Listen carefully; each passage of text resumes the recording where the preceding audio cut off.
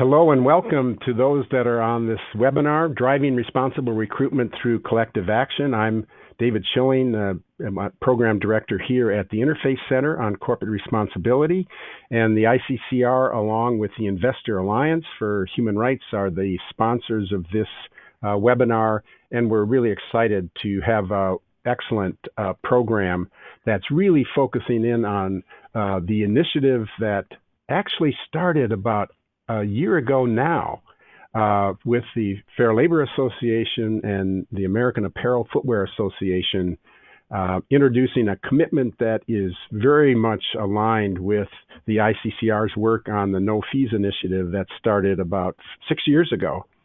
So in terms of the context, we are really eager to learn about the implementation piece of this initiative from the apparel footwear sector, a really important sector that many investors have worked with over the decades on labor rights, on human rights, on supply chain issues.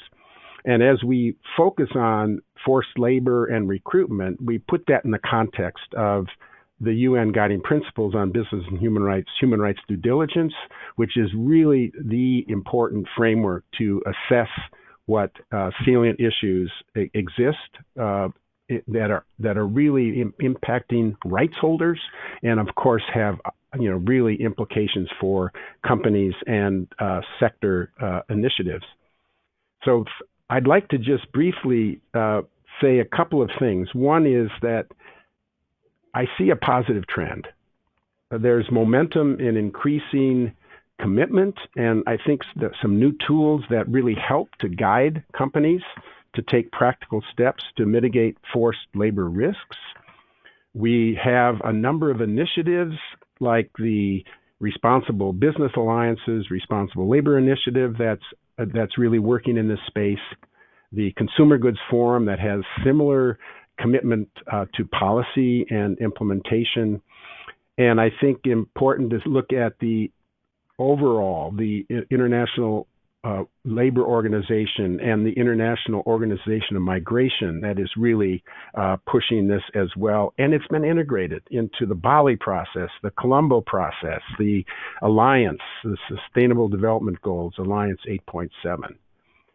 So I see that the apparel footwear initiative is really, really important as it really joins some of these other initiatives to transform decades-old systems of recruitment of foreign migrant workers. So with that, I would like to first introduce Shelley Hahn, who's Chief of Staff of the Fair Labor Association. We've done a lot with the FLA over the years, and Shelley, we really welcome you. Nate Herman from the American Apparel Footwear Association, who has really spent a lot of time working with investors, beginning, I think, Nate, especially with the forced child labor in the cotton sector in Uzbekistan. And we've had interactions on this very issue. I know, Shelley, I remember being at a part of the FLA meeting, I think it was in 2018 in the spring and February, where a number of companies joined in conversation with the FLA members. Nate, I remember Valentina Gurney, our Associate Director at that point, coming to the Social Responsibility Committee of AAFA. So we really have been working as partners for a long time, and now we really have an opportunity, I think, to deepen our understanding of how you see the American Apparel Footwear Association and the FLA working to really, it's almost 140 companies now that have made this commitment, and we're very eager to hear the plans and have a conversation with you, and then we'll move forward to hear from several companies that have committed, and then several investors who have been working on these issues. So, Shelley, I pass the baton to you, and welcome to this webinar. Hello, everybody. This is Shelley Hahn. I'm the Chief of Staff at Fair Labor Association, and I'm really excited to have this opportunity to talk to everybody about the commitment to responsible recruitment. I'm just going to spend 1 minute telling you briefly about the Fair Labor Association in case you aren't familiar with our organization. We're a multi-stakeholder organization, which means that we are activities as an organization. We're a nonprofit, but all of our activities are governed by 3 different constituents, essentially. The Business Caucus, the University Caucus, and civil society organizations that are focused on labor rights. And so they all get together 3 times a year and set the agenda for the work of our organization.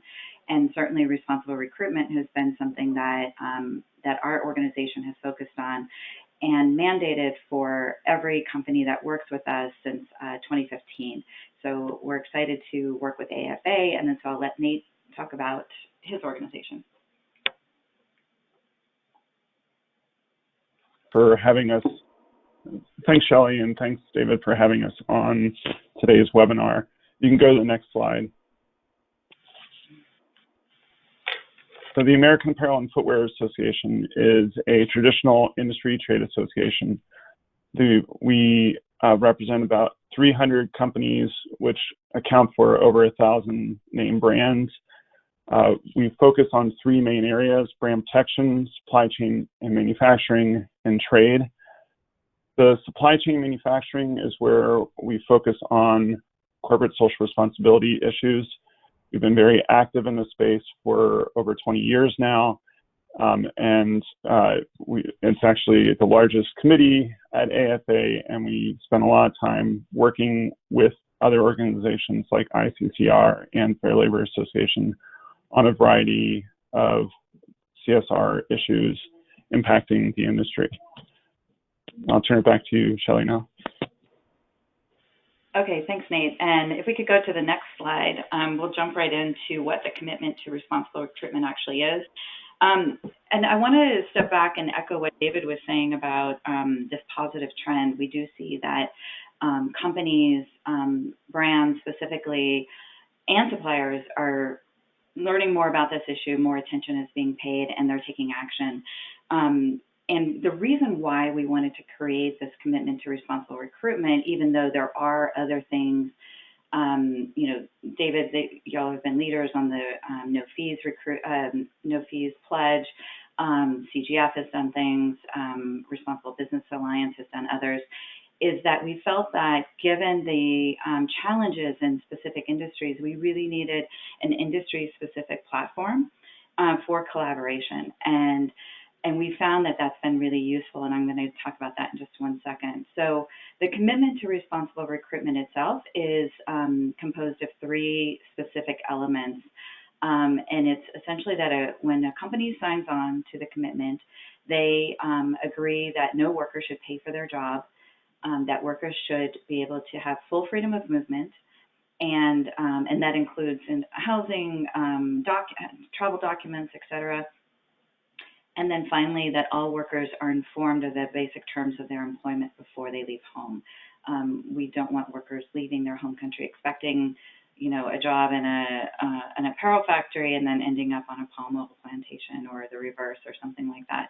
So, and they should know what they're being paid and be very clear about the terms of their contract. So that's the basics of the commitment. And then Nate's going to walk through how companies join. So if you can go to the next slide, please. So when a company signs on to the commitment, they actually make, in addition to committing to fulfilling the 3 goals of the commitment, they must demonstrate within a year after signing on to the commitment that they've implemented those 3 goals into their social compliance standards and program. It can be in their code of conduct, it could be in their vendor compliance requirements, but it has to be clearly stated in their social compliance program that this is a requirement for doing business with the company.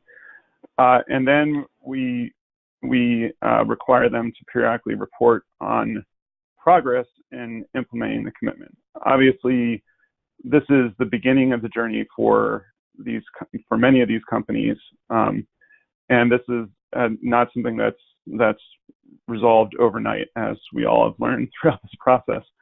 And so they need to be reporting that they are making progress and what that progress is on a periodic basis, so that we know that they're still working on implementing the commitments. Next slide.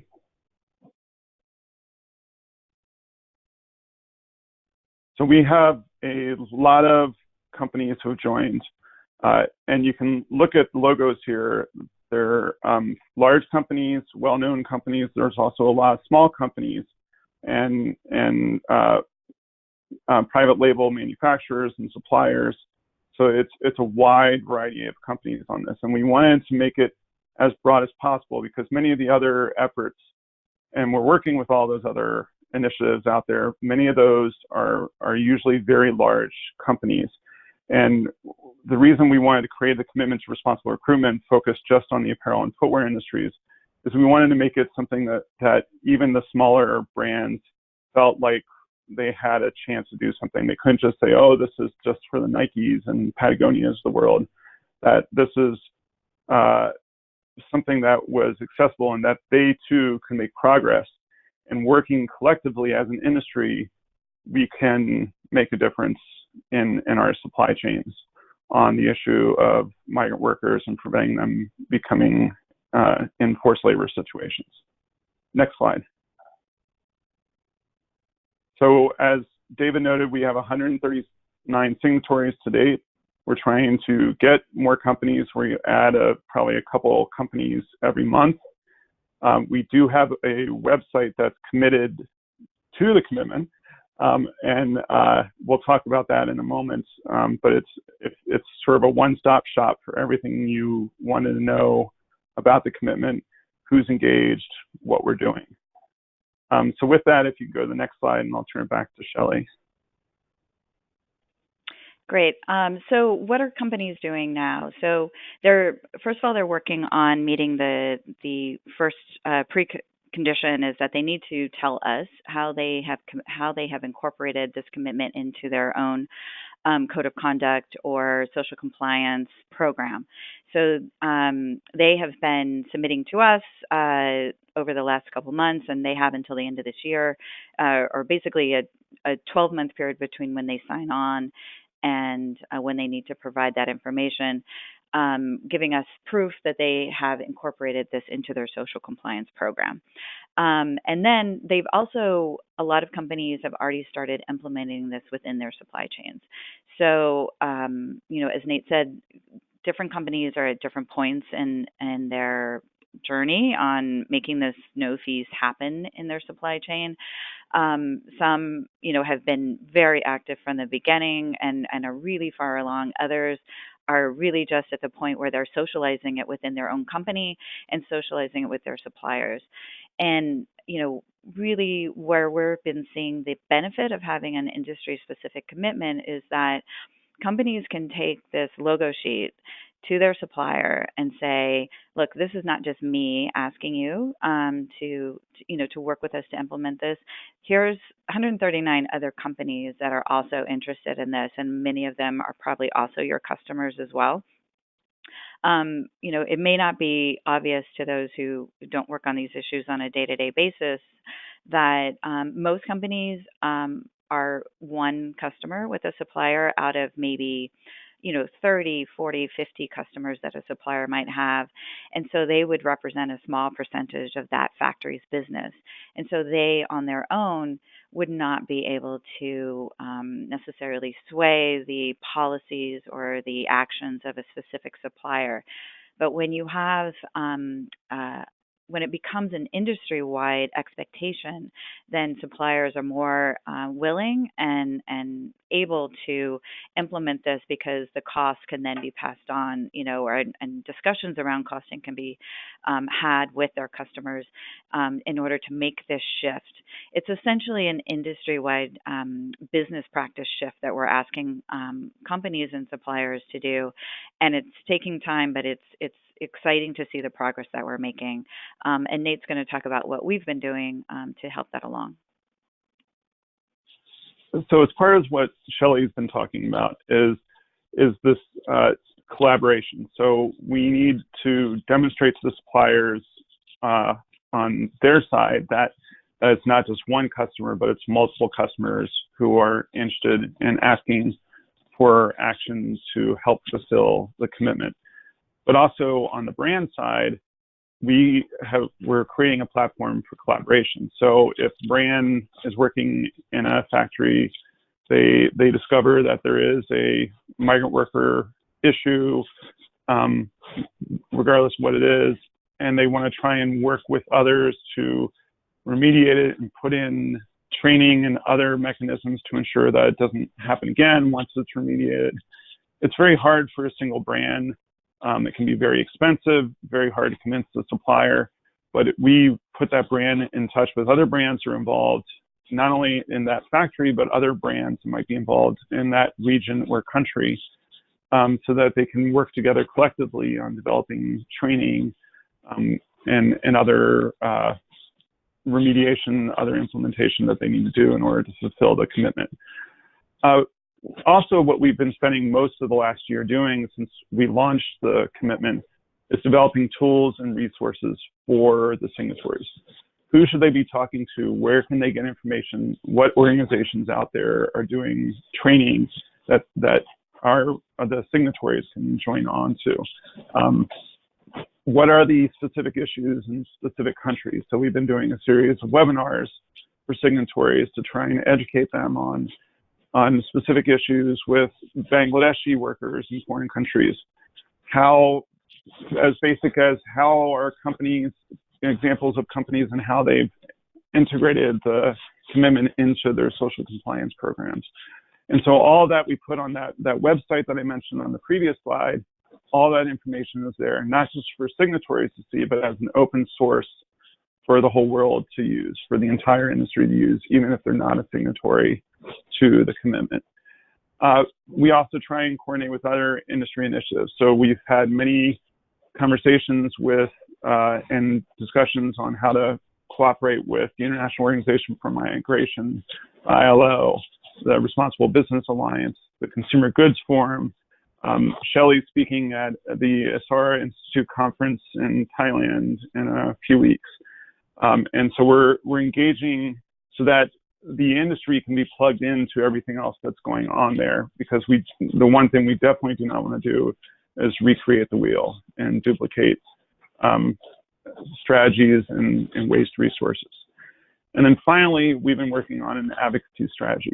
So Shelley and I were both in, last spring, we were both in Taiwan and Malaysia, two countries where we have migrant worker forced labor concerns, to talk with the government and talk with other stakeholders, NGOs, and others on the ground in those countries on how we can work collectively to address policy issues that might be facilitating migrant workers ending up in forced labor situations. Issues that a single company or even a group of companies can't do on their own. And that's where we come in. I'm a registered lobbyist. We are an advocacy organization where Fair Labor Association, AFA, can come in and advocate on behalf of the entire industry to address some of these issues. And then we have the backing and the commitment to do that because we have 139 brands who care about this issue, and we can show that to governments. And so that empowers us to do that advocacy. So with that, I'll turn it back over to David and get into the next section of the webinar. Great. Well, thanks, Shelley and Nate. Good to hear the way in which you're moving this forward and also interacting with a lot of the key institutions that are working in this space. And we can look at how to partner even more effectively as we move forward. So next slide, please. So first, as we're hearing Nate and Shelley, and we'll be turning to two company signatories and two investors, there are a couple of ways that you can even begin now to look at, okay, what are some of the questions that come up that you want to have answered. We'll be turning to a Q&A after the presentations that Sarah Blackwell will be moderating. You can put your question in the box. That's one way, and then Sarah will have an opportunity to read that and get it to the appropriate person. Secondly, at that point in the webinar, you have the opportunity to click on and raise your hand, and then Mary will unmute you and you'll be able to ask your question. So be thinking about questions that you would want to have answered later in the webinar. And now we're really pleased to have company signatory discussants Don Moffitt, Director of Social Compliance at Carhartt Incorporated, and Meghna Sarma, who really we know well because we've engaged PVH for a number of, decades, Senior Manager, Corporate Responsibility, PVH Corporation. So Don, let's start with you as a company signatory. How do you view this initiative and what does it do for your company? Thanks, David, and thanks for having me today. For those of you that may not know Carhartt, let me give just a real brief background that we are a 130-year-old company founded in 1889 by Hamilton Carhartt, and we are the premier workwear company out there. We do a lot of work clothing for people in trade industry and things like that, very heavy-duty workwear. The history of the company, being a privately held company, we're fourth generation privately held. There has always been a concern for the workers throughout the entire history of Carhartt. So as the commitment came up and through some of the history that we've lived through this, it was really sort of a natural occurrence for Carhartt to figure out a way to help solve the problem that we saw. Because of how Carhartt was structured and because of being family owned and how it operated, the social compliance department at Carhartt is relatively new. We've only had a department for about 10 years that's focused on social compliance, with a really key focus being in the past 2.5 years. I started about 2.5 years ago in order to really take our department in a higher level direction.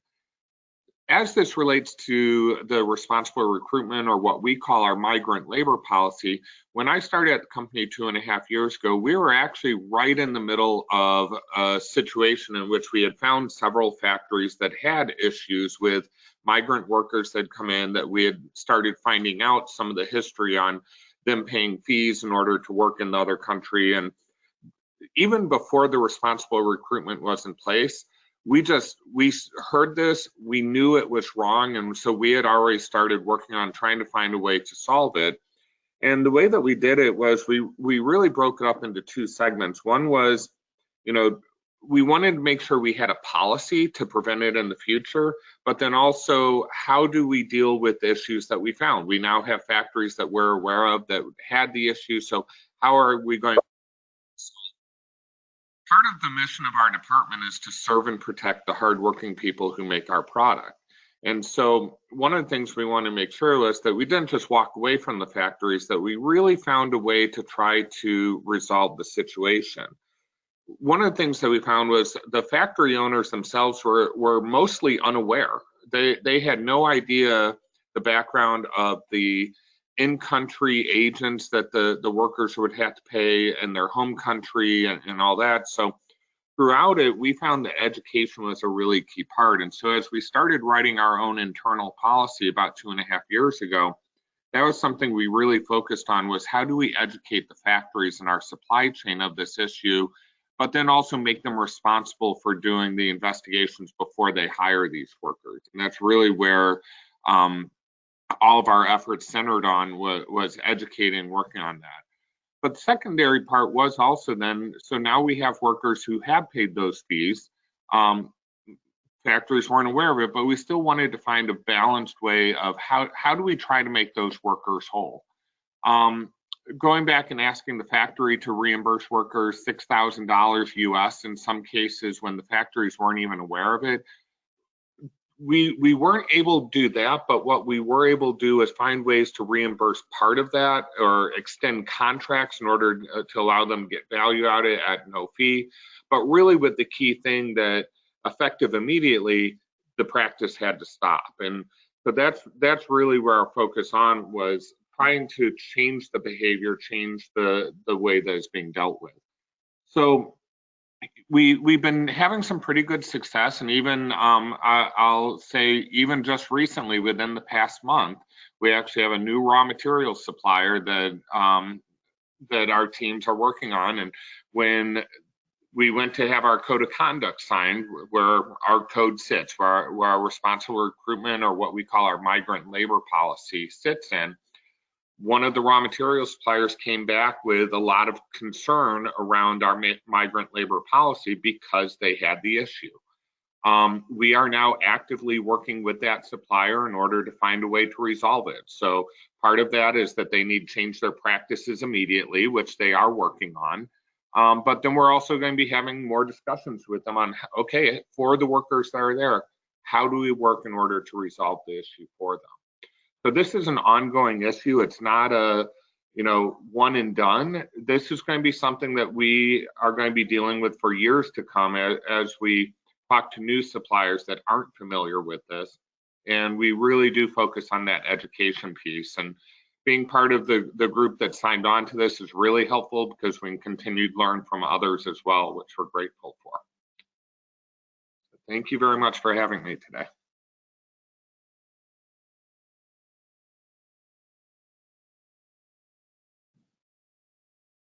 The re-education process, Don, that you're really working through with your current suppliers and then those that come on. So that's really good to hear. Meghna, Sarma, would you tell us about the PVH experience working on this issue and how it intersects with this initiative? Sure. First of all, thank you all for having me. I'm really excited to be here and speak about our strategy on migrant labor and our work on recruitment fees. For those of you who don't know PVH, PVH is a parent company. We're a apparel company, and we own Calvin Klein, Tommy Hilfiger, and various heritage brands. So our work on forced labor and migrant labor really stems from our code of conduct, our shared commitment. And in that shared commitment, we have prohibitions against forced labor and child labor, as well as many other labor and environmental issues. I would say that we began our journey by really looking at this education component as well. Our 2014 supply chain guidelines, which is really the encyclopedia for our suppliers on our corporate responsibility standards, did contain a no fees kind of statement. And so it's something that we've been committed to for many years now. I think what we had found as we've been going through this journey is that while that statement was in the supplier guidelines, suppliers were quote unquote aware of it, there really needed to be more education on what that meant. So last year, in February of 2019, we published our revised migrant labor policy. And really the intent of that was to educate our suppliers on more specifically what no fees meant. As in that interim period between 2014 and 2019, we had been receiving issues about recruitment fees, which had come up through our assessment. We assess all of our factories, and within our assessment, there are questions about forced labor and specifically about recruitment fees. And so we work on remediation through that method. And the challenge that we were facing is, one, knowledge. When we spoke to suppliers, they were unaware of what was happening to the migrant workers in their own factory. And then two, it was even understanding what no fees meant, because depending on the recruitment corridor that some of our suppliers were working with, the parameters would change. And what we really wanted to do is educate ourselves so we could have an educated conversation with our suppliers to set those expectations and really work with them in partnership, because we really believe that without working with our suppliers in partnership, we cannot address this issue. As Don said, a lot of the fees that we have found have also been exorbitant, around $6,000 or $3,000, and it's really difficult for the supplier to pay it back in one shot oftentimes. Occasionally, we have had success when we were engaging with our suppliers and that we have had the fees paid back or at least partial payment, but we really look at this as a long-term kind of solution. And as Dawn said, we also, in the remediation of a lot of these issues, ensure that the supplier commits to mapping their migrants, understanding their own supply chain, understanding their recruitment supply chain, and also committing that no migrants will pay fees in the future. So that's a little bit about our implementation and kind of our journey. I want to say that with FLA and the AAFA commitment, we are really encouraged by the fact that there's so many companies on board, because we really believe that collaboration is supremely important, and that having all apparel companies kind of sending the same message about no fees is really important into driving improvement in this. I think this is especially the case when you get to level 2 or tier 2, where oftentimes one brand does not have the leverage to kind of push that policy. So, we really look to FLA and AAFA for that guidance and for that kind of collaborative forum for us to reach out to other brands and learn from them. And also extremely encouraged about how FLA and AAFA commitment reaches out to other industries, because we're also a member of the RLI, Responsible Labor Initiative, and really look to leverage learning from other sectors, because this is really an issue that impacts not just apparel, but global supply chains. Looking forward to answering any questions. Thank you. Great, Meghna, thanks so much. And it sounds like that we know PVH well. In fact, we've had those conversations around no fees back in 2014-15, and I think your approach is quite similar to what Don was describing, and also the importance of that collaboration and being a part of other sectors. And we know that workers that job seekers from a particular country could easily be recruited into 4 or 5 different sectors. They don't even know often where they're going to be working. Is it a palm oil plantation? Is it seafood? Is it a shrimp farm? Is it a factory, etc.? So it's good to hear the way that you're approaching this and to see the collaborative platform as a means by which to really not only learn, but to work to really impact policy. So now let's turn to a couple of investor perspectives. Anna Pot, manager of the Responsible Investments at APG Asset Management. This is a Dutch firm that has a U.S. office, so Anna is a neighbor here in Manhattan. And then Julie Tanner, Managing Director of the Socially Responsible Investing Department of Christian Brothers Investment Services, also a leadership team member of the Human Trafficking and the Worker Rights Working Group, the board of ICCR, and the steering committee of the Investor Alliance. So, Anna, give us some of the thinking of how do investors like APG think about these issues, and what are your expectations? Thank you so much, and a pleasure to be here today. Thank you so much. My name is Anna Pot. I'm indeed, as David said, I had a responsible investment programs that we run here in the US. I'm part of our global team to oversee responsible investment at APG Asset Management. At APG, we invest pension assets for about 1 out of 5 families in the Netherlands. And of course, by nature of who we are and our responsibility as investing their pension funds and their savings, we have a long-term perspective. And therefore, of course, we invest in a responsible and sustainable manner.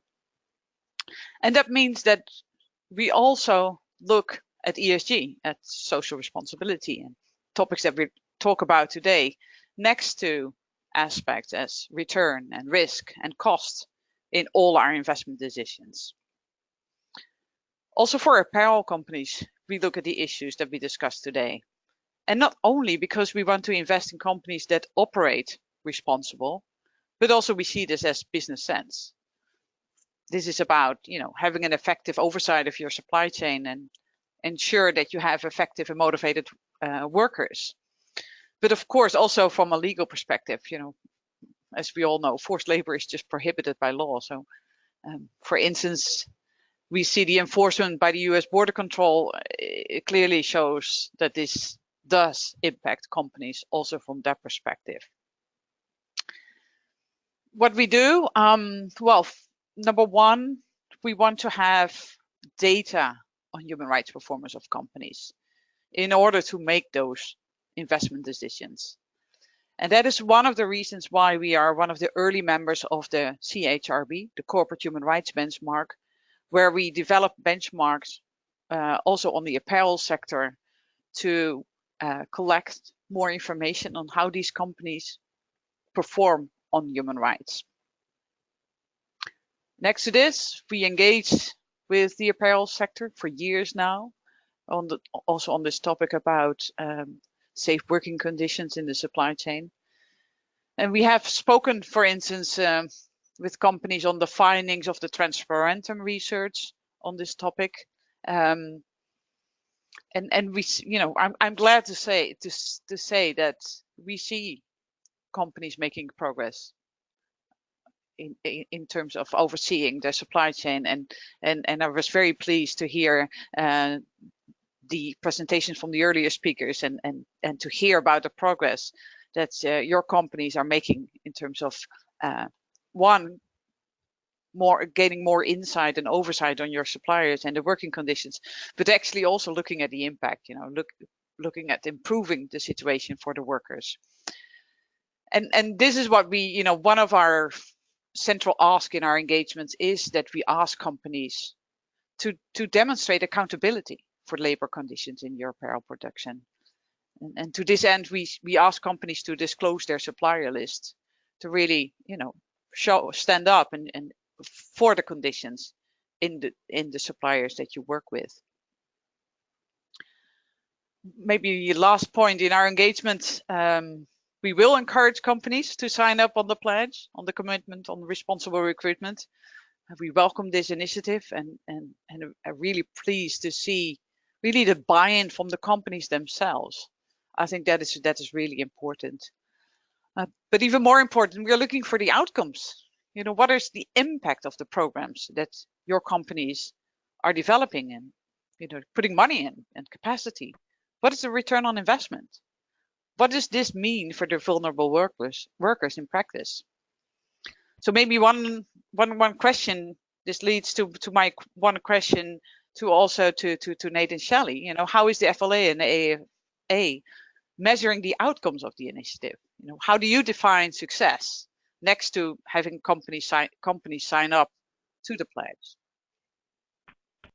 Thank you. Great. Well, Anna, thanks so much, and appreciate the perspective, because I know APG, along with a number of other companies, investment companies and institutions, are really zeroing in on a whole range of salient human rights issues. And in the apparel sector, clearly, and in so many sectors, the forced labor, the unethical recruitment is a key one. So thanks so much for your perspective. Julie, let's hear from you and CBIS, and then we'll move pretty quickly to the Q&A session where Nate and Shelley, you can really be thinking about some of the responses, the questions that are coming up. Julie.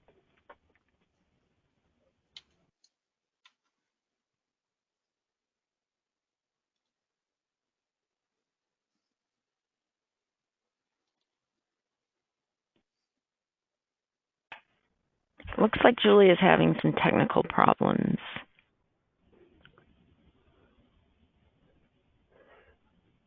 Julie, can you enter your PIN so you can be unmuted?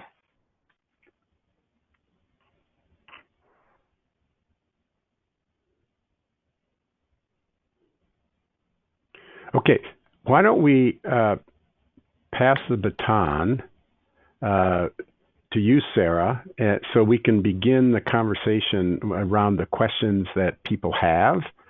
And then as Julie gets back on, she can then incorporate some of her questions in that process. Julie, are you there?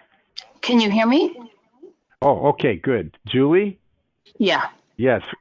So go ahead. We were having some technical problems. Yes. So go ahead with your presentation, then we'll move quickly to Q&A. Okay. Does it sound okay, or is there a echo? Yeah. Why don't you just go ahead? Yep. Okay. So thank you, CBIS. We applaud the apparel and footwear industry commitment to responsible recruitment and the steps Nate, Shelley, Dawn, Meghna are taking to harness the power of collective action to highlight harmful and sometimes deceptive practices. So our investors, over 800 Catholic clients around the world, look to Christian Brothers Investment Services to engage companies in our portfolio to uphold the dignity of labor. And this calls us to take action in solidarity with workers and supply chains, because worker rights really are human rights and the two cannot be separated. And we, like Anna, work and assess risks to companies, but also, as Pope Francis reminds us, things have a price and can be for sale, but people have a dignity that is priceless and worth far more than things. We've worked with fellow members of the Interfaith Center on Corporate Responsibility for more than 25 years to bring visibility to global supply chains and positively influence norms and behaviors to eliminate forced labor.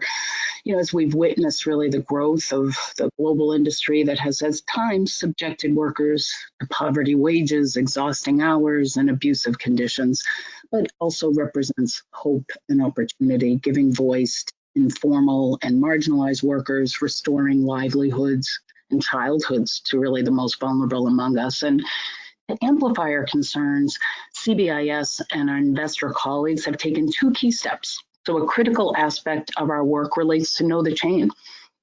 CBIS with ICCR and PRI created 2 years ago an investor working group based on the results of Know the Chain to really spur action from the largest apparel and footwear companies, but also share good practice and urge improvements, particularly on the issue of recruitment, which is one of the themes that most directly impacts worker lives.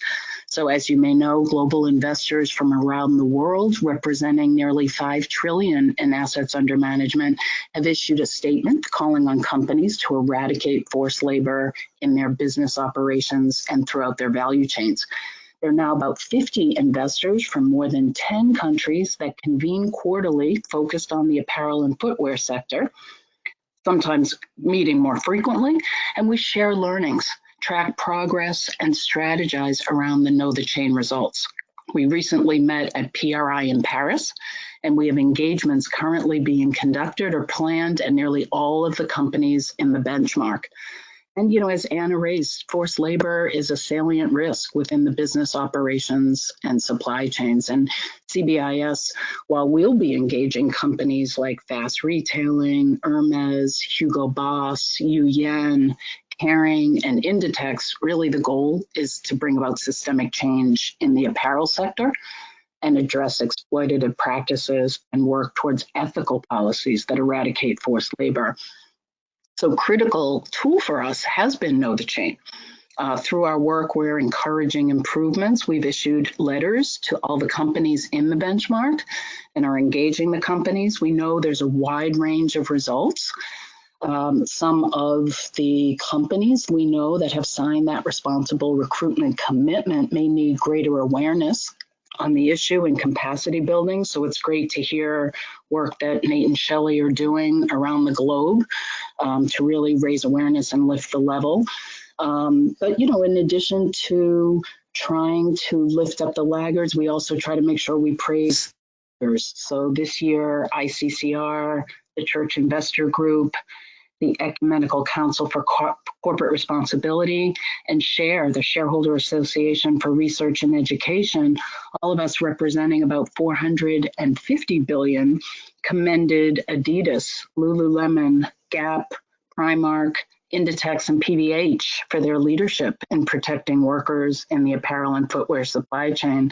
So I guess my question or comment as we lead into that section is really just asking how, the Apparel and Footwear Association and FLA, how do you work with companies on know the chain results to assess performance? I'm really enthused by what Nate and Shelley are discussing in terms of the website and also providing information to even companies that aren't part of the commitment to share learnings. But a lot of the companies we've talked to, some of whom have signed the commitment, have promised to provide, more information about how they're going to monitor, implement, and the time frame for integrating that commitment. So would love to hear more if there are ways where there's going to be maybe some kind of framework created where you'll be assessing member commitments on the various elements of employer pays, reimbursing fees, sharing good practice. How can you boost up the performance of the laggards? Maybe is there a mentoring program that the leaders can have with some of the lower performing companies? Because so much of this relates to disclosure and transparency. And we are, as investors, so hungry for more information. As you may know, investors have been working on a slew of bills in the US, but also abroad in the UK and Australia, because that's a second critical step of investors working on public policy, really calling on companies to strengthen their commitments to end trafficking and to disclose policies and management systems, including work we did to inform houses, both the House and the Senate in 2015 on the Business Supply Chain Transparency on Trafficking and Slavery Act, but work that continues this summer, work with Maloney and Blumenthal's office and NGO colleagues on federal legislation. So how can AAFA really incorporate a transparency aspect into the commitment to recruitment and create a framework to keep all stakeholders, including workers and shareholders, informed on progress that your members are making? Thank you so much. Really appreciate this work. Great. Thanks so much, Julie. And let's turn to you, Sarah, for the Q&A.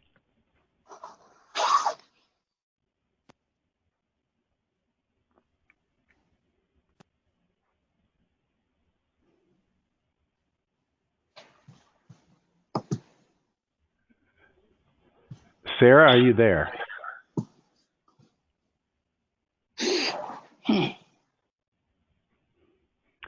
Okay, as Sarah, as she's getting on, let's start. Maybe Shelley and Nate, several. Are you there, Sarah? I'm here. Can you hear me now? Good. Okay, yes, can. All yes, right. Go ahead. Great. Thanks so much, David. And hi, everyone. Sarah Blackwell, Associate Director of the Investor Alliance for Human Rights, an initiative of ICCR. So thanks so much, everyone, for the great contribution so far. And thanks to the participants for adding your questions that have been streaming in. We'll turn to the questions in the question box shortly, but just to start with Julie's question that she posed at the end of her inputs. So I'll throw that to Shelley and Nate. I think in a nutshell, Julie's asking a bit about the evaluation and accountability piece here. So linking that to aspects of transparency, the reporting mechanism that's in place, but as well as other ideas here, mentoring, she mentioned, mentoring programs across the different signatories, and other initiatives on accountability for the commitment made, and the particular, what role for investors in supporting that.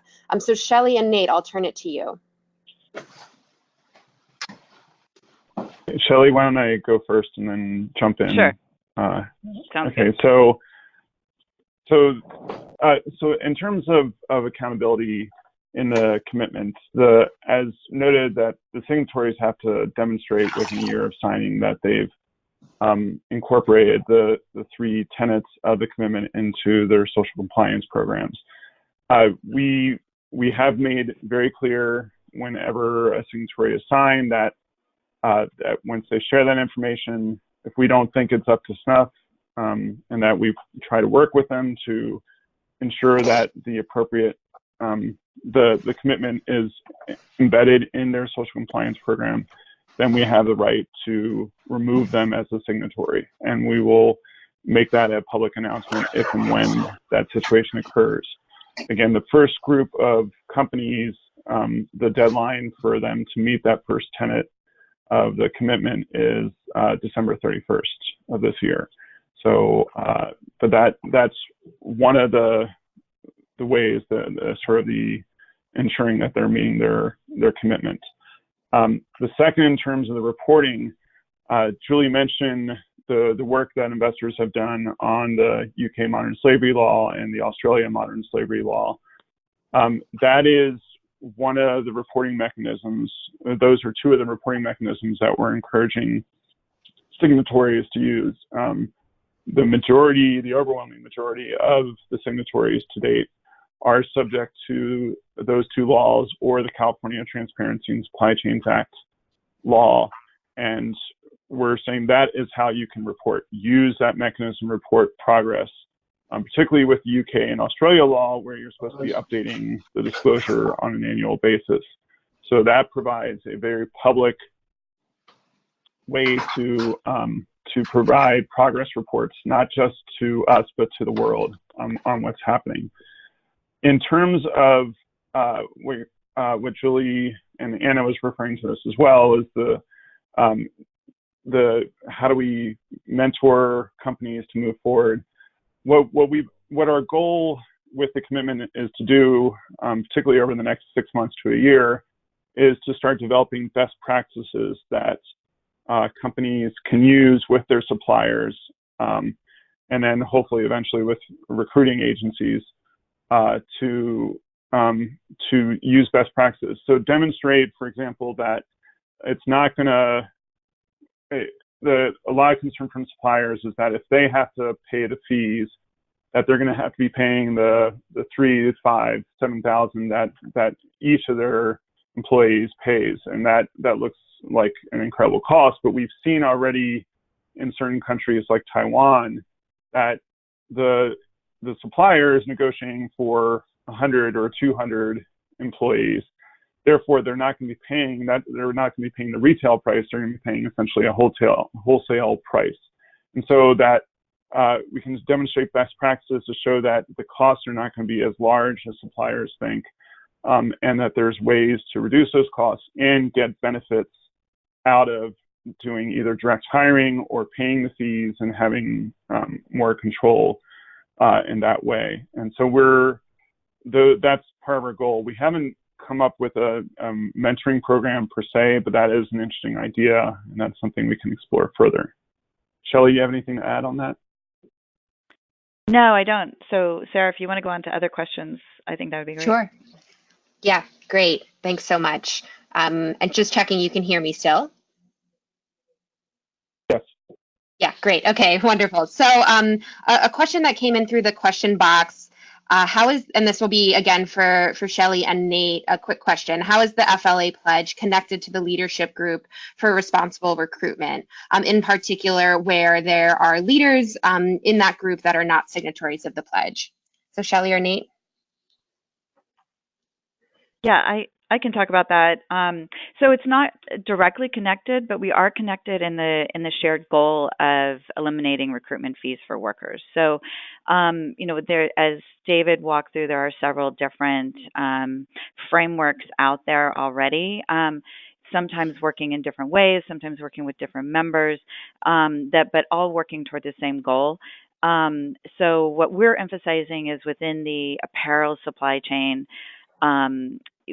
Apparel and footwear supply chains, that's what we're focusing on. And so the leadership group has membership that goes way beyond that into other areas.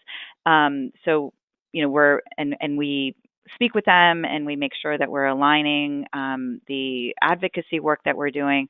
But in terms of on the ground work and collaboration and sort of resource building that we're doing with apparel and footwear companies, that's being done through the commitment.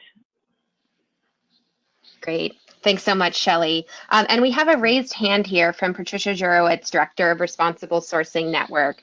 Mary, if you could unmute Patricia. And Patricia, we just have a few minutes left for Q&A, so if you could keep your question succinct, that would be much appreciated. So Patricia.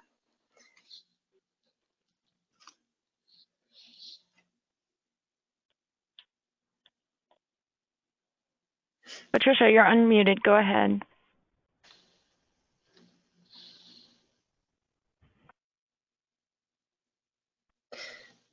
All right, so we'll keep working. Patricia, maybe if you could just check your audio settings, I'll turn back to you in a second.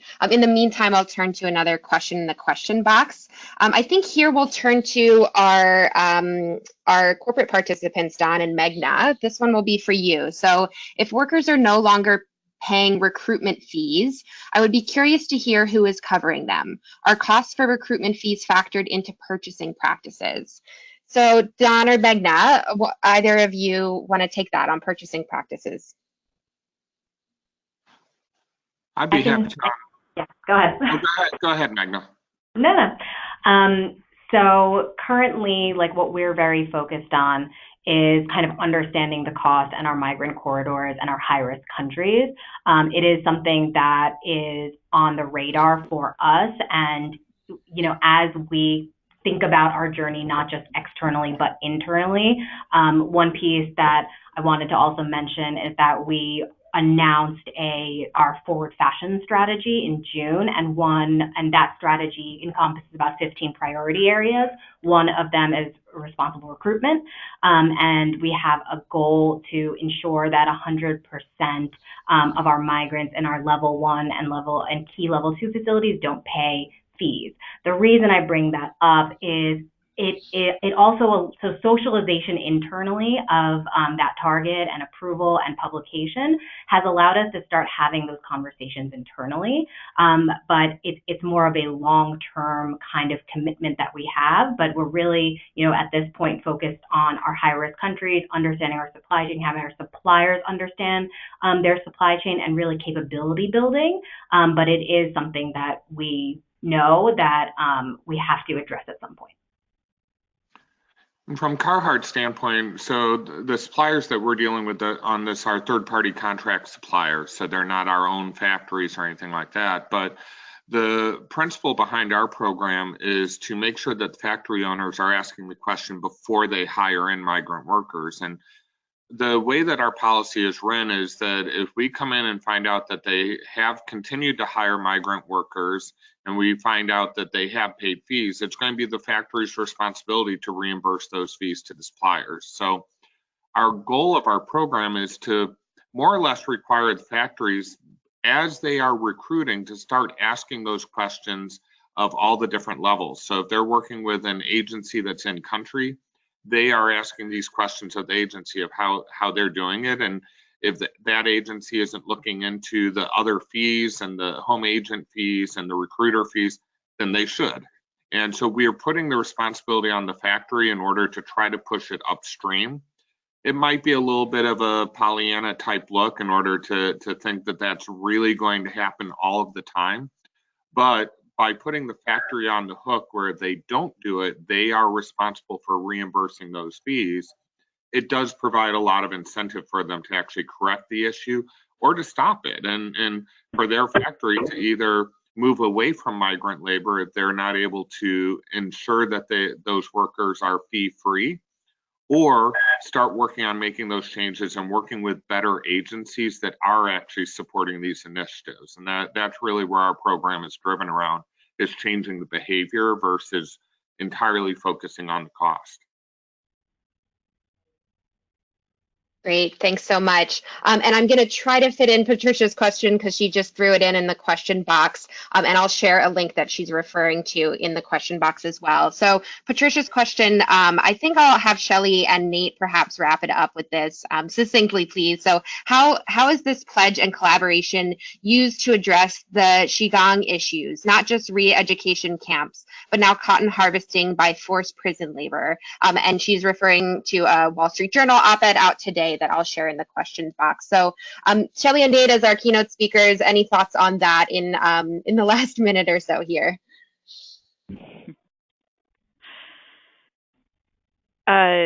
So it's not addressing it specifically because while we haven't specified in the commitment that it's absolutely focused on international migrant workers, we are hoping that some of the lessons that companies are taking from this also focus on domestic migrant workers that may be coming from other parts of a certain country, like in China or Vietnam, they have domestic migrant workers. But in the Xinjiang issue in China is not a migrant worker issue, whether domestic or international. Because I wouldn't consider prison labor to be a migrant labor issue. So we are not specifically addressing it in this commitment. Nate, do you want to add anything? No, you covered it. Okay. Great. Thanks so much. And David, I'll throw it back to you to wrap us up. This has been a very, very productive webinar, and there's a lot of other questions that we have, but I think this provides the foundation for some future interactions, because obviously you don't see this, or we don't see this as well as, you know, a webinar and then it's done. The work goes on, and there's so many different ways that we can collaborate, and we'll be looking forward to that partnership, because without that kind of partnership, there is less of a chance to really get to the goals that we want. No worker paid fees. The leadership group by 2026, we have the Sustainable Development Goals, 8.7 to work on. So you are a partner that we really enjoy working with. We have before, and we continue to do that. And so we'll follow up this webinar with some possibilities of further engagement and interaction with ICCR and the Investor Alliance. So thanks so much, all the speakers and those who participated. If you have any questions, you can, certainly email, me at ICCR, and then I can get them to the speakers, dschilling@iccr.org. This is on the last page, or Sarah Blackwell and Anita Dorrit, who's working with us and helped to put this webinar together. And thanks to Mary Vicari for participating in the process here. So thank you. Have a great rest of the day, and we look forward to ongoing engagement and action. Bye-bye. Thank you.